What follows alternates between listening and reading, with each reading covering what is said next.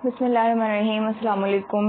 Today we are going to discuss about the pain reception phenomena जो कि pen की वजह बनता है और कैसे कैसे पेन के फाइबर्स ब्रेन तक जाते हैं। वो मैंने आपको पहले लेक्चर स्पाइनोथैलेमिक ट्रैक में बताया था, जो कि पेन के सिग्नल्स लेके जा रहे होते हैं।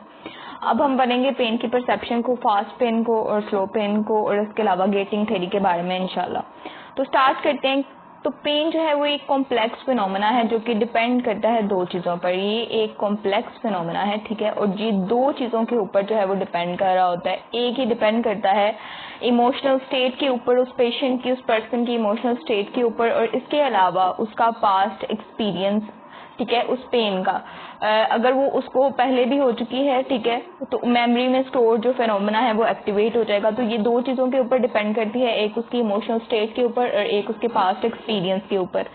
अब ये क्या करती है कि अल्टर द पर्सन, ठीक है, to avoid or treat it. कैसे कि अगर पेन हुई है, इमोशनल स्टेट और पास्ट एक्सपीरियंस पे ही डिपेंड कर रही है, तो ये क्या करेगी कि उस पेशेंट को वार्न करेगी। पेन क्यों जरूरी है कि वो डिपेंड करेगी कि वो अपनी पोजीशन को, अपनी स्टेट को, ठीक है, अल्टर करे और जिस कंडीशन में है उसको वो चेंज करे, ठीक है, पोजीशन को या स्टेट को वो क्यों चेंज करेगा। फॉर एग्जांपल, अगर उसको एक नीडल चुभ रही है, ठीक है, तो फौरन से पेन क्या करेगी कि उसको वार्न करेगी कि उसने अपनी जगह जो है वो चेंज करनी है ताकि उसको जो है वो मजीद टिश्यू डिस्ट्रक्शन ना हो सके। तो हमें पता चल गया कि पेन दो चीज़ों पे डिपेंड करती है। उसके बाद पेन की दो टाइप्स हैं, दो जो हैं वो पेन की टाइप्स हैं। एक है फास्ट पेन और एक होती है स्लो पेन। अब उसके बारे में हम देखते हैं। तो पेन दो तरह की है, ठीक है, एक है फास्ट पेन, ठीक है, और एक होती है स्लो पेन। जो फास्ट पेन होती है वो 0.1 सेकंड के अंदर अंदर जो है वो इंडिविजुअल एक्सपीरियंस कर लेता है, ठीक है, इसलिए इसको फास्ट पेन कहते हैं। और जो स्लो पेन है वो 1 सेकंड, ठीक है, 1 सेकंड का टाइम लेती है या इससे भी ज्यादा सेकंड का जो है वो टाइम ले सकती है, तब उसकी स्टिमुलेशन जो है वो पर्सन को जो है वो फील होना शुरू हो जाएगी, यानी वो ब्रेन तक ट्रैवल करते हुए 1 सेकंड या इससे ज्यादा का टाइम लेगी और ये 0.1 सेकंड के अंदर जो है वो जो फास्ट पेन है वो फील हो जाती है। अब जो फास्ट पेन है इसको हम कहते हैं शॉर्ट पेन। इसके अलावा हम इसको शॉर्ट पेन के अलावा इसको एक्यूट पेन कहते हैं, एक्यूट पेन या फिर प्रिकिंग पेन।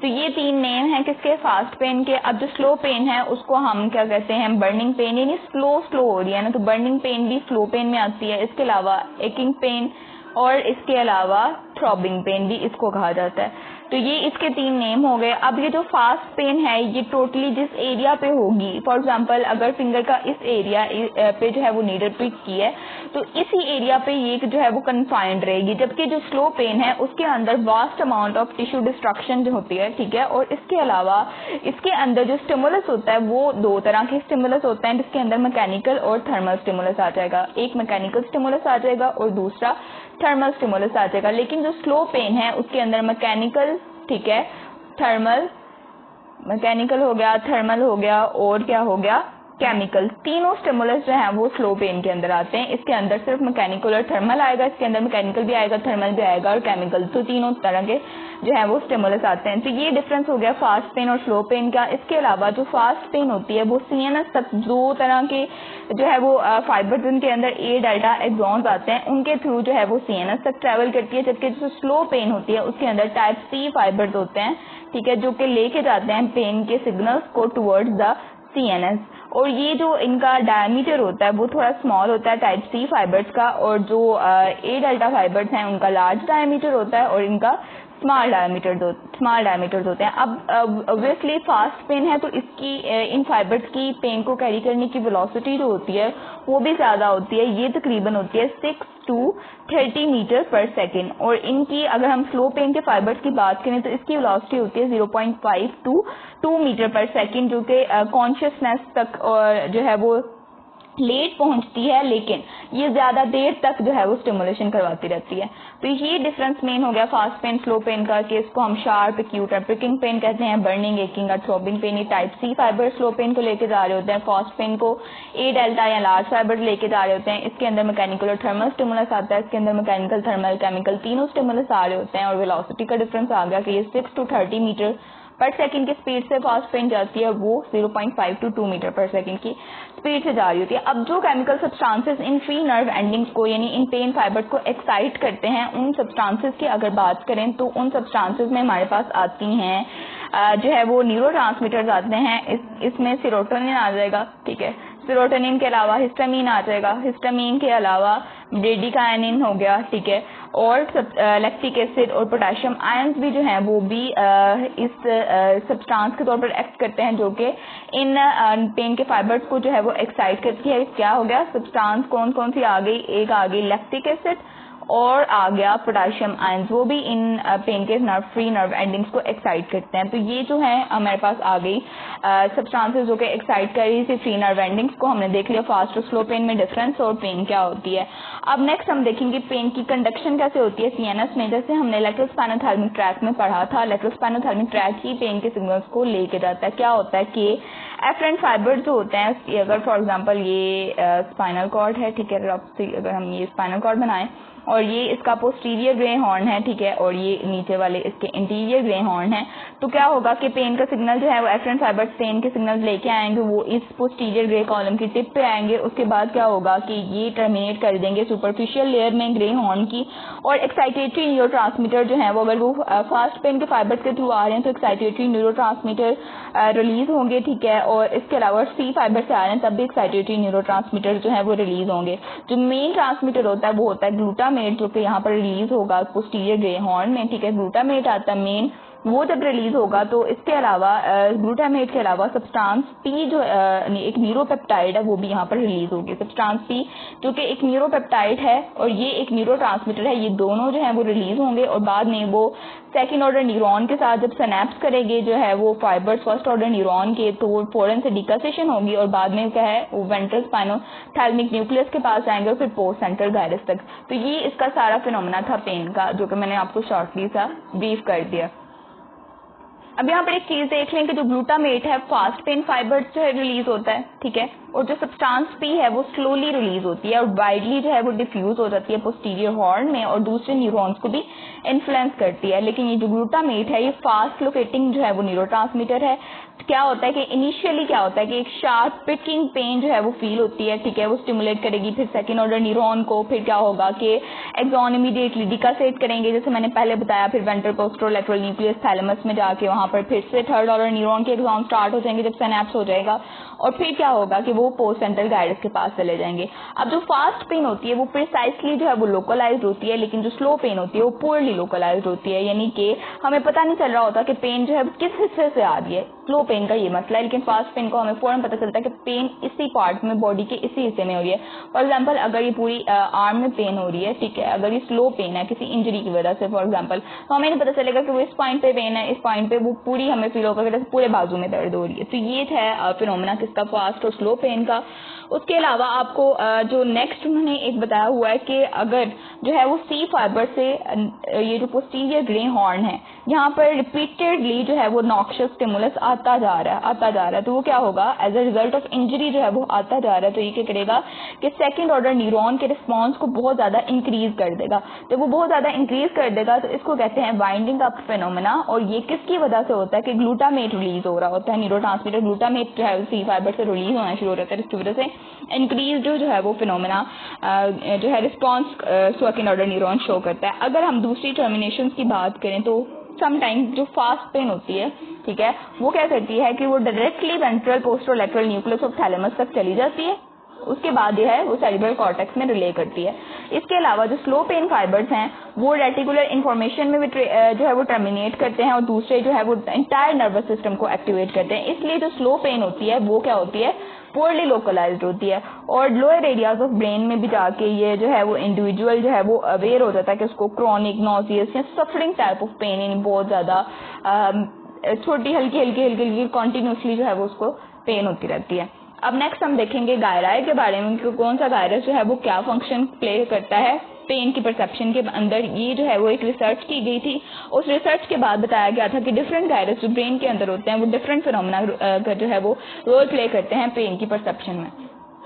अब यहाँ पर देखें आपको पोस्ट सेंट्रल गायरस में आपको दिखाने लगी हूँ, ये है पोस्ट सेंट्रल गायरस, ठीक है। और ये है सेंट्रल, ये जो है ये वाला सेंट्रल सर्कल है, ये पोस्ट सेंट्रल गायराई हो गया, और ये हो गया प्री सेंट्रल गायरस। तो ये हो गया प्री सेंट्रल सर्कस, यानी कि सेंटर में क्या हो गया सेंट्रल सर्कस, फिर साइड पर पोस्ट सेंट्रल गायरस, फिर पोस्ट सेंट्रल सर्कस, और फिर क्या होगा कि प्री सेंट्रल गायरस और प्री सेंट्रल सर्कस। अब ये जो पोस्ट सेंट्रल गायरस है ये क्या होता है, ये किसके लिए रिस्पॉन्सिबल होता है, ये रिस्पॉन्सिबल होता है for the interpretation of the pain. ठीक है, ये पोस्ट सेंट्रल गायरस किसके लिए रिस्पॉन्सिबल होता है, for the interpretation of pain in relation to the past experience, यानी पास्ट एक्सपीरियंस के लिहाज से जो पेन की इंटरप्रिटेशन करेगा वो करेगा ये पोस्ट सेंट्रल गायरस। उसके बाद आता है सिंगुलेट गायरस। अगर हम सिंगुलेट गायरस की बात करें तो मैं आपको दिखाती हूँ वो कहाँ पर होता है। तो ये देखें यहाँ पर आपको दिखाया गया है, ये है सिंगुलेट गायरस पैरासेंट्रल लोब्यूल के बिल्कुल नीचे, यानी सेंट्रल सल्कस, और उसके बाद नीचे साइड पर पैरासेंट्रल लोब्यूल के बाद पैरासेंट्रल सल्कस, और उसके नीचे जो है वो सिंगुलेट सल्कस आएगा, और सिंगुलेट सल्कस के बाद क्या है, ये सिंगुलेट सल्कस और ये सिंगुलेट गायरस। अब सिंगुलेट गायरस लिम्बिक सिस्टम का एक पार्ट है, और वो क्या करता है कि इमोशनल एस्पेक्ट ऑफ पेन को इंटरप्रेट करता है। क्या करता है, इमोशनल एस्पेक्ट ऑफ पेन को इंटरप्रेट करता है। कौन, सिंगुलेट गायरस इमोशनल एस्पेक्ट को। अब बात करते हैं इंसुलेट गायरस की, जो है वो इंसुलर गायरस की, सॉरी। अब ये जो है वो पोर्शन इंसुला का है, जो कि डीप पार्ट है ब्रेन का, लिम्बिक सिस्टम का एक पोर्शन है। ठीक है, ये देखें ये सारा हिस्सा इंसुला का है। इसके अंदर जो है वो एक सेंट्रल सर्कस है, फिर शॉर्ट गायराए हैं छोटे छोटे, और साइड पर एक लॉन्ग गायरस है, और फिर एक सर्कुलर सर्कस उसमें दिखाया हुआ है। ये जो इंसुला का पोर्शन है, इसमें जो इंसुलर गायरस होता है वो क्या करता है कि इंटरप्रिटेशन करता है पेन की from the internal parts of the body. ठीक है, internal parts of the body से वो इंटरप्रिटेशन करता है पेन की, और क्या करता है फिर इसके रिस्पॉन्स में ऑटोनोमिक नर्वस सिस्टम जो है वो सिग्नल्स जनरेट करता है। अब परसेप्शन जो पेन की होती है वो सीएनएस में फिर मॉड्यूलेट होती है, जब पोस्टीरियर रे हॉर्न से जो है वो सिग्नल्स पोस्ट सेंट्रल गायरस तक चले जाते हैं, और फिर वो उसके रिस्पॉन्स में अपना एक्शन परफॉर्म करते हैं। अब पेन को कंट्रोल कैसे किया जाता है उसकी बात करते हैं। पेन कंट्रोल की बात करें तो यहाँ तो पर्सन जो है वो काफ़ी सारी चीज़ें होती हैं। यहाँ तो मसाज किया जाता है। ठीक है, अब ये कैसे पेन को कंट्रोल करते हैं ये मैं आपको गेटिंग थ्योरी के अंदर बताऊंगी। उसके बाद क्या होता है, यहाँ फिर लिनेमेंट्स एंड डिफरेंट ऑइंटमेंट्स जो है वो अप्लाई की जाती हैं। इसके अलावा एक टेक्निक है एक्यूपंक्चर की, वो अप्लाई की जाती है। यहाँ फिर लो फ्रीक्वेंसी इलेक्ट्रिकल स्टिमुलेशन की जाती है स्किन की। अब इन सब का क्या फंक्शन होता है, एक होती है थ्योरी जिसे कहते हैं गेटिंग थ्योरी। गेटिंग थ्योरी में क्या होता है कि गेटिंग थ्योरी एक ऐसा फिनोमेना है कि जिसमें अगर पेन का फॉर एग्जांपल यहाँ पर जो है वो फिंगर पे किया और पेन के फाइबर्स आ रहे हैं, ठीक है, तो इस फिंगर पर अगर हम जो है प्रेशर के जो फाइबर्स, जो स्टिमुलस प्रेशर के रिसेप्टर्स होंगे उनको स्टिमुलेट करना शुरू कर दें। एक तो पेन के रिसेप्टर स्टिमुलेट हो रहे हैं, हमने क्या किया है कि पेन के फाइबर्स के साथ साथ प्रेशर यानी मसाज करना शुरू कर दिया, और पेन के जो रिसेप्टर्स हैं बहुत स्ट्रांगली स्टिमुलेट हो गए हैं। तो उसकी जो फाइबर्स लेके जाएंगे इंफॉर्मेशन, वो इस पेन के फाइबर्स को क्या करेंगे, इनहिबिट कर देंगे। इनकी इंफॉर्मेशन जो है वो आगे ट्रांसफर नहीं होगी। तो क्या होगा कि सिर्फ प्रेशर के जो सिग्नल हैं वो जाएंगे ब्रेन तक, और पेन के सिग्नल जो है वो रुक गए हैं। तो हमें क्या होगा, रिलीफ फील होगा। इसलिए कहते हैं मसाज करने से, दबाने से दर्द क्यों कम हो जाती है। तो ये समझ आ गई हमें मसाज की। इसी तरह अगर कोई लिनेमेंट्स अप्लाई करेंगे, कोई जो है वो हमने ऑइंटमेंट अप्लाई किया, तो वो क्या करेगी कि डिफरेंट न्यूरोट्रांसमीटर्स रिलीज करेगी, और जो कि पेन के जो है न्यूरोट्रांसमीटर्स और पेन के फाइबर को इनहिबिट कर देगी। और एक्यूपंक्चर की टेक्निक में भी क्या किया जाता है कि छोटी छोटी नीडल्स लेके बॉडी के अंदर जो है उनको भोया जाता है, और फिर क्या करता है कि उधर भी ऐसे होता है कि वो लेटरल इनहिबिशन और गेटिंग थ्योरी के थ्रू जो है वो पेन के फाइबर को इनहिबिट कर देते हैं। और अगर हम इलेक्ट्रिकल स्टिमुलेशन भी देंगे स्किन की, तो इलेक्ट्रिकल स्टिमुलेशन के सिग्नल जब पेन के सिग्नल से स्ट्रांग हो जाएंगी, यानी कि हमें क्या समझ आई कि नॉन पेनफुल सिग्नल्स, चाहे वो टच के हों, चाहे वो प्रेशर के हों, चाहे वो इलेक्ट्रिकल स्टिमुलेशन के हों, जब वो अप्लाई किए जाते हैं और वो जो है वो स्ट्रांग होते हैं compare to the pain signals, तो वो क्या करते हैं, इनहिबिट कर देते हैं पेन को। और एनाल्जेसिया सिस्टम में फिर जो है वो स्टिमुलेशन की जाती है सर्टेन एरिया की ब्रेन के, और जब उन एरियाज को स्टिमुलेट किया जाता है तब भी पेन की इनहिबिशन हो जाती है। अब उन एरियाज को अगर हम देखें तो ब्रेन के कुछ स्टिमुलस किया जाता है कुछ सर्टेन एरियाज की, वो क्या करते हैं कि रिड्यूस कर देते हैं, ब्लॉक कर देते हैं पेन को। उसमें आता है पेरीवेंट्रिकुलर एरिया डायंसेफेलॉन का, peri aqueductal grey matter mid brain के अंदर जो होती है, और मिड लाइन न्यूक्लिया जो ब्रेन स्टेम के अंदर प्रेजेंट होते हैं। इन तीनों की अगर हम स्टिमुलेशन करा दें, यानी periventricular area of diencephalon, peri aqueductal grey matter of mid brain और mid line nuclei of brain stem की अगर हम स्टिमुलेशन करा दें, तो क्या होता है कि पेन की जो इम्पल्सेस आ रही होती हैं वो ब्लॉक हो जाती हैं। तो एनाल्जेसिया सिस्टम में ये 3 जो है पोर्शन आते हैं। अब मैं आपको गेटिंग थ्योरी के बारे में बता रही थी, तो गेटिंग थ्योरी में आपने इसी तरह एक कंसीडर करना है कि एक गेट है, ठीक है, उसमें से पेन के सिग्नल्स भी जा रहे हैं, प्रेशर के सिग्नल्स भी जा रहे हैं और क्या हुआ इलेक्ट्रिकल स्टिमुलेशन के सिग्नल्स भी जा रहे हैं। अब अगर पेन के सिग्नल्स जो हैं वो वीक हैं, थोड़े कमजोर हैं, ठीक है, और जो प्रेशर के सिग्नल्स है बहुत स्ट्रांग है, वो क्या कर लेंगे, अपना गेट ओपन कर लेंगे और जल्दी से गुजर जाएंगे और पेन के जो पाथवे है उसका जो गेट है उसको ब्लॉक कर देंगे। और अगर ये non painful signals like pressure के सिग्नल्स वीक हो जाएं तो वो क्या करेगा कि पेन के पाथवे को, पेन के गेट को जो है वो ओपन कर देंगे। तो ये सारा पाथवे होता है गेटिंग थ्योरी का। अब 2 कंपाउंड्स होते हैं जिनका मॉर्फिन लाइक एक्शन होता है, जिसमें एनकाफिलिन फिर एंडोर्फिन को स्टिमुलेट करेगी और रिलीज कराएगी सेरोटोनिन का।